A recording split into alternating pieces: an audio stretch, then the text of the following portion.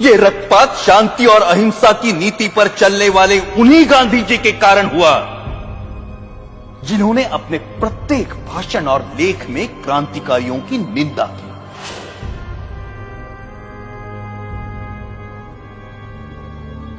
जब गांधी जी के प्रचंड विरोध के बावजूद भी मार्च 1931 के वार्षिक अधिवेशन में कांग्रेस ने भगत सिंह के साहस की प्रशंसा में प्रस्ताव पारित किया, तब गांधी जी अपनी इस पराजय को नहीं भूले और कुछ महीने भीतर जब मुंबई के गवर्नर पर गोली चली तो गांधी जी ने उसका कारण भगत सिंह की प्रशंसा में पारित इस प्रस्ताव को ही बताया। सुभाष चंद्र बोस ने गांधी जी के इस कथन का विरोध किया। परिणाम स्वरूप गांधी जी सुभाष बोस को भी अपना शत्रु समझने लगे। Our struggle is no doubt a non-violent struggle, but even a non-violent struggle demands an army, an organization, and a machinery. और उनका कांग्रेस अध्यक्ष चुने जाने पर गांधी जी ने कहा कि सुभाष की जीत गांधी की हार है। जब तक उन्हें कांग्रेस अध्यक्ष की गद्दी से नहीं उतारा गया तब तक उनका क्रोध शांत नहीं हुआ। जो लोग कहते हैं कि मात्र गांधी जी के परिश्रम से हमें आजादी मिली, वो एक झूठा इतिहास लिखना चाहते हैं। जब तक देशभक्त क्रांतिकारियों के बलिदान को अंधेरे में रखा जाएगा तब तक हमारी आने वाली पीढ़ियां इतिहास के सवेरे से वंचित रहेंगी। Order order. 1947 की सर्दियों में हिंदू मुस्लिम एकता के लिए गांधी जी ने जो आमरण अनशन रखा था, उसे तोड़ने के लिए जो पहली शर्त उन्होंने रखी थी वो ये थी कि दिल्ली की मस्जिदों में शरण लिए हुए हिंदू और सिख शरणार्थियों को मस्जिदों से बाहर निकाला जाए और मस्जिदें मुसलमानों को सौंप दी जाए। सरकार गांधी के अनशन के सामने घुटने टेकने पर मजबूर हुई और जिस दिन गांधी जी ने अनशन तोड़ा उस दिन वर्षा भी हो रही थी। उस असाधारण सर्दी में अच्छे घरों में रहने वाले लोग भी कांप रहे थे, परंतु उन निराश्रितों के ठिठुरते हुए कुटुंब के कुटुंब मस्जिदों से बलपूर्वक बाहर निकाले गए। जिस दिन यह घटना घटी संयोगवश मैं दिल्ली में ही था। मैंने अपनी आंखों से गांधी जी की जिद को पूरा होते हुए देखा। कड़ाके की सर्दी और वर्षा में कपकपाते हुए वो लोग बिरला हाउस पहुंचे। वहां उन्होंने नारे लगाए, गांधी जी हमें शरण दो, गांधी जी हमें शरण दो। परंतु उस भव्य भवन में रह रहे गांधी जी तक उन निराश्रितों की पुकार नहीं पहुंची।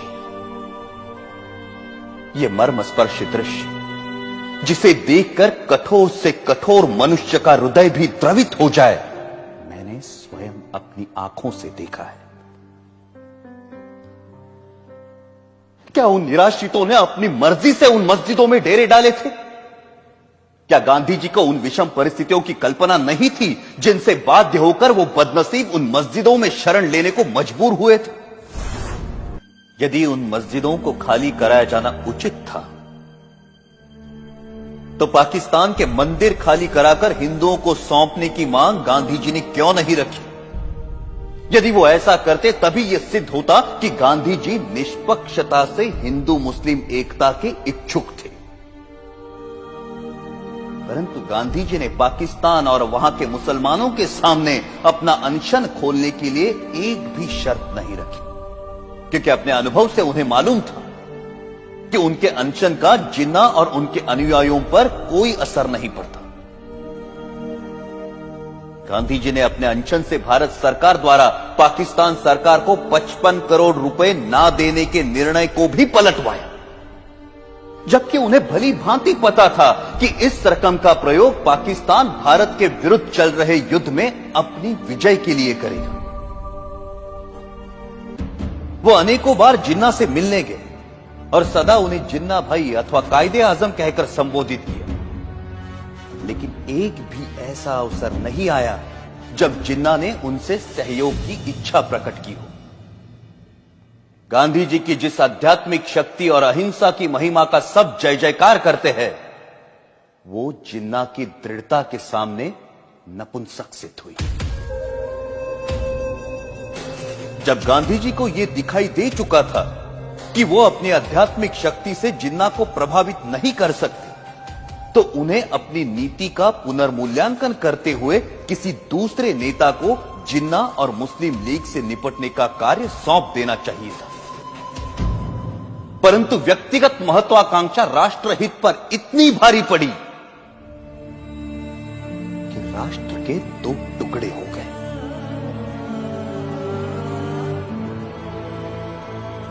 हमारे त्यागी और दूरदर्शी नेताओं ने संपूर्ण भारत की स्वाधीनता के लिए स्वतंत्रता संग्राम में भाग लिया था, परंतु देश के विभाजन से वो संयुक्त राष्ट्रीय प्रयास विफल हो गया। जिन देशभक्त क्रांतिकारियों ने हंसते हंसते फांसी के फंदों को गले से लगाया था, आजीवन कारावास अथवा देश से निर्वासित होने की यातनाएं भोगी थी, क्या उन्होंने इसी विभाजित देश के लिए अपने जीवन दांव पर लगाए थे? 14 अगस्त 1947 को छलपूर्वक भारत के विभाजन को स्वीकार कर लिया गया और पंजाब, बंगाल और सीमा प्रांत के हिंदुओं के भविष्य की किसी ने कोई चिंता नहीं की।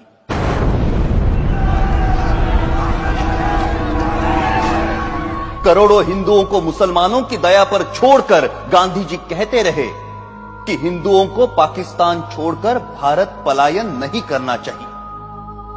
प्रतिदिन हजारों हिंदू पुरुषों का संहार और हजारों हिंदू स्त्रियों की अवमानना होती रही, परंतु उनकी सुरक्षा के लिए भारत सरकार द्वारा पाकिस्तान सरकार पर किसी प्रकार का कोई दबाव नहीं डाला गया।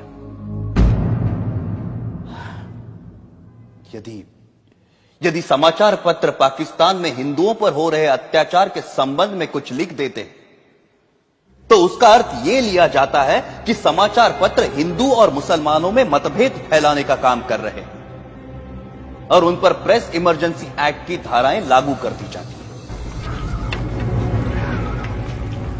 पाकिस्तान में हिंदुओं पर हो रहे अत्याचारों के विषय में गांधी जी ने कभी एक शब्द भी नहीं कहा।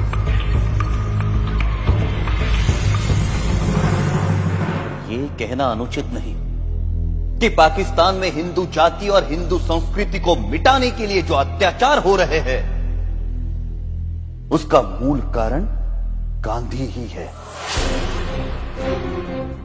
यदि भारत की राजनीति को भली भांति संभाला जाता तो ऐसा संघार जिसका उदाहरण इतिहास में कहीं नहीं मिलता,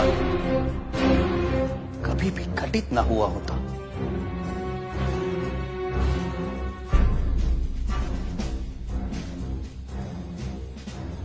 गांधी जी सदा सत्य और अहिंसा के नारे लगवाते रहे।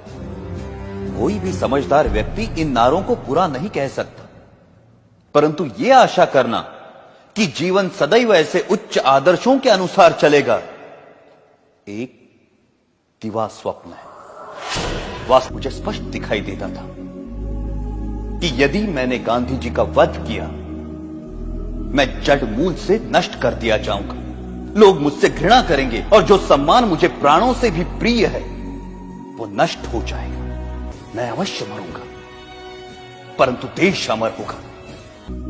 मुझे स्पष्ट दिखाई देता था कि यदि मैंने गांधी जी का वध किया, मैं जड़ मूल से नष्ट कर दिया जाऊंगा। लोग मुझसे घृणा करेंगे और जो सम्मान मुझे प्राणों से भी प्रिय है वो नष्ट हो जाएगा। परंतु मुझे यह भी दिखाई देता था कि भारत की राजनीति से गांधी जी के प्रस्थान से ही भारत का भाग्योदय होगा और देश एक महाशक्ति बनकर उभरेगा। मैं अवश्य मरूंगा, परंतु देश अमर होगा। मुझे गालियां मिलेंगी, परंतु विश्व में भारत का नाम होगा। और यही सोचकर मैंने गांधी जी का वध करने का निर्णय लिया और अपना यह निर्णय किसी को नहीं बताया। अंततः 30 जनवरी 1948 को मुझे मेरा निर्णय साकार करने में सफलता मिली। यदि देशभक्ति पाप है तो मैं मानता हूं मैं पापी हूं, और यदि देशभक्ति प्रशंसनीय है तो मैं स्वयं को उस प्रशंसा का अधिकारी मानता हूं। मेरे जीवन का अंत तो तभी हो गया था जब मैंने गांधी जी पर गोली चलाई थी। उसके पश्चात तो मैं एक अनासक जीवन बिता रहा हूं और मुझे अपने कृत्य पर कोई पश्चाताप नहीं है। गांधी जी ने इस देश के प्रति जो योगदान दिया है उसके लिए मैं उनका आदर करता हूं, और इसीलिए उन पर गोली चलाने से पहले मैं उनके सामने नतमस्तक हुआ था।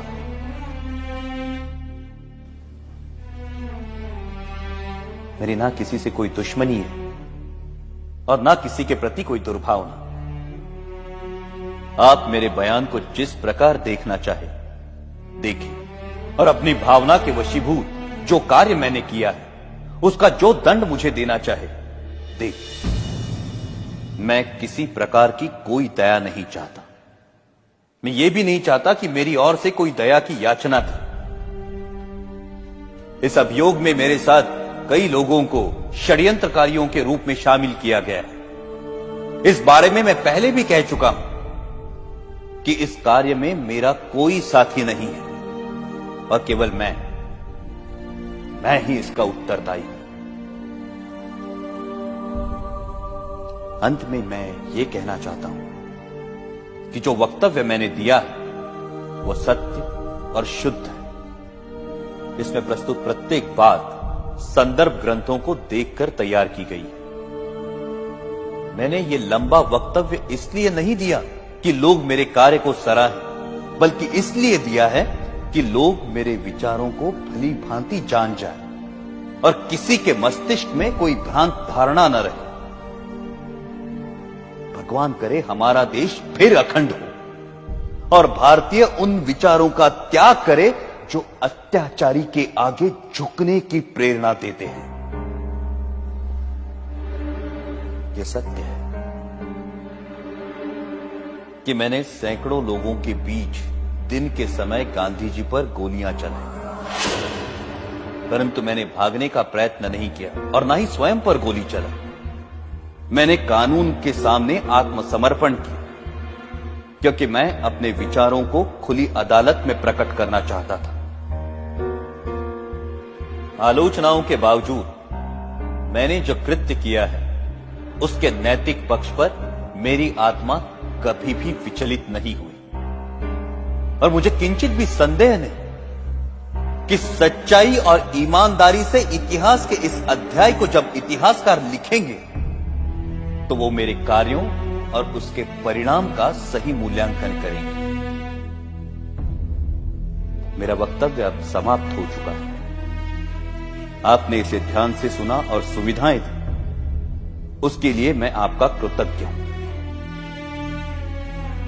जिन्होंने मुझे इस अभियोग में कानूनी सहायता दी और इस अभियोग से संबंधित पुलिस अफसरों का भी मैं कृतज्ञ हूं।